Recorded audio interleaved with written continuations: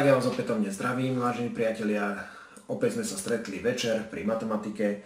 Dnes mám taký jednoduchúčký príklad, ako dlho letí teleso zvislo hore, ak vystúpi do výšky 180 metrov. To znamená, že jedná sa o pohyb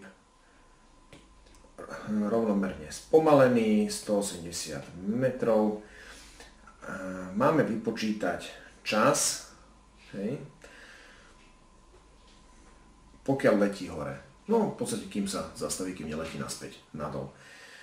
Takže, čo vieme? Vieme, že dráha rovnomerne zrýchleného pohybu je g krát t na druhú lomeno 2. Tu udávajú, že g by malo byť 10 metrov krát sekunda na minus druhú.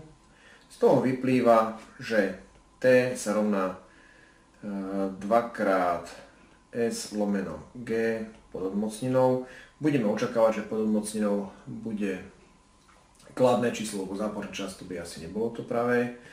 Takže poďme na to. To je druhá odmocnina 2 krát 180 lomeno tých 10. Čiže dostávame 2 krát 180, takže tieto nuly sa mi škrtnú a 2 krát 18 je 36. Čiže t sa rovná odmocnina 3 čas 6, budeme považovať len to kladné číslo, v tomto prípade je 6 sekúnd. Takže naozaj toto bol veľmi jednoduchý príkladík a ja verím, že sa stretneme aj na budúce. Majte sa, dovi.